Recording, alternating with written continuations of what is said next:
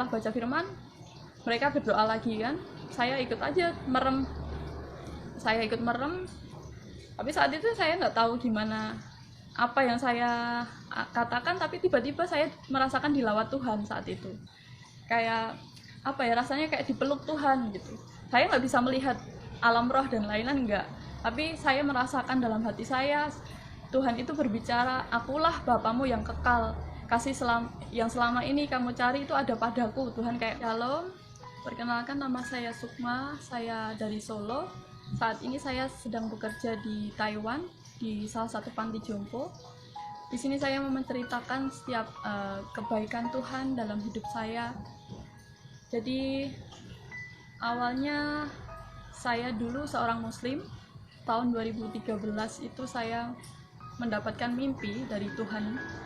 Jadi saya bertemu Tuhan Yesus. Waktu itu saya sedang mengalami kehampaan hidup begitu. Jadi saya merasa hidup itu hampa gitu, hambar-hambar aja gitu, nggak ada sesuatu yang baru. Jadi saya mengalami apa ya, nggak ada apa ya, sesuatu yang kurang dalam hidup gini itu loh ya. Jadi kayak nggak damai sejahtera juga. Jadi saya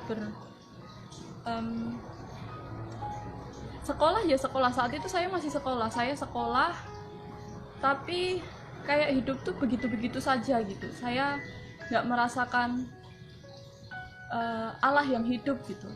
Saya juga sholat, saya juga puasa, saya melakukan semua ibadah itu, tapi kayak semuanya itu kayak rutinitas aja, kayak formalitas gitu, kayak nggak ada sesuatu yang benar-benar dari hati, dari hidup di hati saya gitu. Jadi suatu ketika 2013 saya bermimpi, saya ketemu Tuhan Yesus. Di situ posisi saya sedang berada di kayak di padang gurun gitu. Di padang gurun kosong, nggak ada orang. Saya bermimpi ada sosok di depan saya, dia sedang duduk, dia sedang melihat saya ke hadapan saya. Dia senyum, itu terlihat seperti bersinar-sinar seperti itu. Saya rasanya ingin mendekati itu, tapi dalam hati saya berpikir itu Tuhannya orang Kristen gitu. Saya udah mengerti itu Tuhannya orang Kristen gitu. Saat itu kan saya masih muslim, jadi saya berpikir, tapi saya di situ saya pengen mendekati sosok itu, nggak peduli itu Kristen atau enggak. Rasanya saya pengen mendekati sosok itu, saya ingin bercerita kalau hidup saya itu hampa gitu. Sebelumnya saya itu sholat tahajud, saudara. Jadi saya sholat tahajud itu sepertiga malam, saya berdoa gitu. Saya kayak ngomong sama Allah saat itu kan dengan cara muslim. Saya cerita, saya berdoa, saya menangis di situ kalau saya mengalami hampa gitu hidup. Dan saya pengen sesuatu yang baru. Saya pengen, kalau memang Engkau, ya Allah, kalau memang Engkau hidup, tolong tunjukkan kepada saya gitu. Selama ini Engkau itu jauh, Engkau itu kayak gimana ya, disembah tapi jauh gitu. Walaupun saya berulang kali menyembah, beribadah berapapun banyaknya, tapi saya tidak merasakan kedekatan Tuhan gitu. Saya kayak menantang Tuhan gitu. Kalau memang Engkau hidup, tolong tunjukkan kepada saya. Saya itu nangis sampai terus saya habis itu tidur. Nah, saya dapat mimpi itu tadi. Saya ketemu Tuhan Yesus itu. Rasanya saya pengen mendekati sosok itu. Baru satu langkah saya pengen mendekati sosok itu, tiba-tiba ada banyak lalu lalang orang. Padahal tadinya nggak ada orang. Tiba-tiba ada banyak lalu lalang orang gitu. Kayak suasananya kayak zaman dulu kayak gitu. Masih pada pakai sorban kayak gitu. Terus habis itu saya bangun. Sampai di situ saya terus langsung bukan langsung percaya, langsung jadi Kristen, enggak juga. Saya masih bertanya-tanya, apa ya maksudnya itu mimpinya. Terus saya ngomong sama teman saya yang Kristen di sekolah, saya hubungi, saat itu masih SMS, belum ada WhatsApp. Saya SMS teman saya, kalau saya mimpi begini, saya ketemu Tuhanmu. Terus singkat cerita, mereka mengajak saya untuk berdoa di sekolah. Tapi saya nggak mau dikristenkan, saya nggak mau jadi Kristen gitu. Saya nggak suka sama orang Kristen gitu, ilfil gitu sama orang-orang Kristen. Terus beberapa kali mereka mengajak saya berdoa, terus saya maulah, sungkan kan diajak terus nggak mau kan. Ya udah saya maulah, untuk kali ini saya mau. Dan saat ikut berdoa, nggak kebetulan saat itu di Firehouse Manahan yang berkhotbah hidup pas itu adalah Mas Yoyo. Nah, Mas Yoyo itu padahal anak guru saya di SMP. Saat itu kan saya di SMA masih kenaikan kelas 2 itu. Dia khotbah di situ kok kayak pernah kenal gitu. Dan ternyata setelah selesai ibadah memang itu anaknya guru saya gitu. Nah, terus waktu itu pas awal-awal ibadah itu juga aku ngelihatnya pada bahasa roh gitu, kayak baca jimat atau apa gitu. Mereka tuh kayak ngomong apa gitu. Aku cuma ngeliatin aja mereka berdoa, mereka nutup mata, dan terus ada yang baca firman. Setelah baca firman mereka berdoa lagi kan. Saya ikut aja merem. Tapi saat itu saya nggak tahu gimana apa yang saya katakan, tapi tiba-tiba saya merasakan dilawat Tuhan saat itu. Kayak apa ya, rasanya kayak dipeluk Tuhan gitu. Saya nggak bisa melihat alam roh dan lain-lain, enggak, tapi saya merasakan dalam hati saya Tuhan itu berbicara, akulah Bapamu yang kekal, kasih yang selama ini kamu cari itu ada padaku. Tuhan kayak ngomong sama saya gitu. Saya udah gimana ya, yang sebelumnya saya sholat tahajud tadi, saya berdoa pengen ketemu Tuhan, itu rasanya udah kejawab gitu. Tuhan itu memang Allah yang hidup gitu. Di situ saya dilawat Tuhan, saya nggak bisa berhenti menangis. Ternyata memang Tuhan itu hidup, Tuhan itu sayang sama saya, Tuhan itu mengasihi saya gitu. Tuhan itu benar-benar hidup gitu. Terus saya dilawat Tuhan, saya didoakan untuk menerima Tuhan Yesus sebagai Tuhan dan Juru Selamat. Dan mulai saat itu saya mulai menerima Tuhan. Dan setelah itu banyak proses yang saya alami, mulai dari tekanan dari keluarga. Mereka kan tidak bisa menerima saya sebagai Kristen, karena dari dulu saya kecil kan Muslim, jadi seakan-akan keluarga tidak bisa mendidik saya gitu. Jadi mereka merasa kecewa. Jadi saya sempat diusir dari rumah itu selama 4 hari.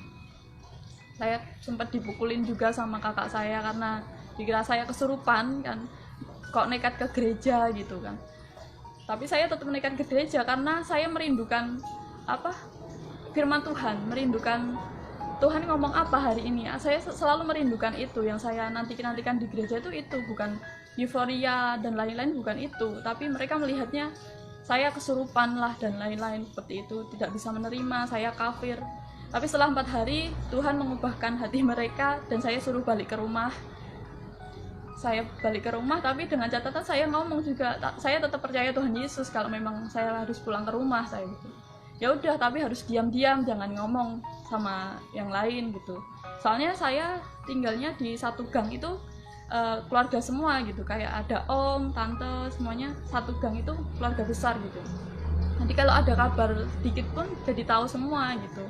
Jadi kamu nggak usah ngomong-ngomong. Ya udah, selama hampir sekitar 1 tahun, setiap saya ke gereja itu selalu diem-diem gitu.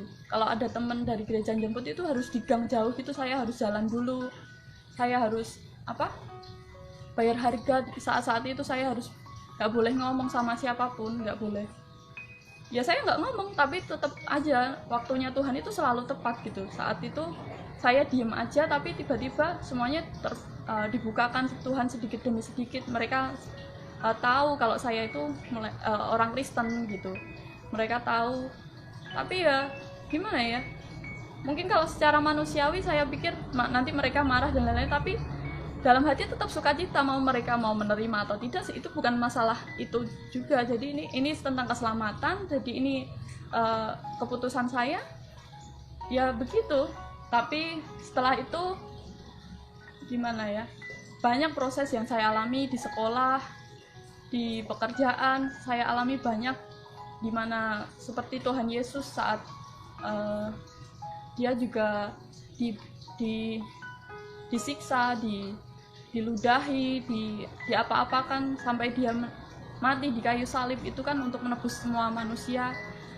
Itu menjadi teladan saya gitu.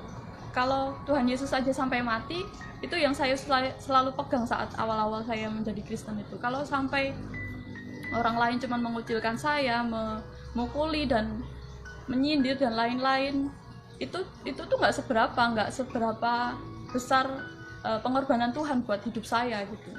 Jadi banyaklah sampai sekarang pun bukan berarti saya menjadi Kristen dan hidup itu enak-enak saja, nggak begitu, tapi justru tantangan itu selalu ada, ujian hidup itu selalu ada, tapi di situ Tuhan selalu memperlihatkan kalau kita itu lebih dari pemenang gitu. Kita bisa melewati setiap ujian-ujian yang kita hadapi di dunia ini gitu dengan kekuatan Tuhan gitu. Ya, saya bersyukur sampai sekarang saya bisa bekerja di Taiwan dengan kekuatan Tuhan, dengan hikmat Tuhan saya bisa melakukan semua ini kasih karunia Tuhan. Semua kemuliaan hanya buat Tuhan saja. Jadi semenjak perkenalan saya dengan Tuhan itu selalu membawa saya kepada pengertian bahwa Tuhan Yesus itu baik. Setiap rancangan Tuhan dalam hidup saya itu baik. Saya percaya bukan saya saja, tapi semua orang itu sebenarnya Tuhan memiliki rancangan-rancangan yang baik untuk setiap manusia sebenarnya. Cuman karena manusia belum mengerti kebenaran, belum mengerti keselamatan bahwa Tuhan adalah Tuhan Yesus adalah Tuhan Allah yang hidup, mereka seringkali berkutat dengan dosa sendiri.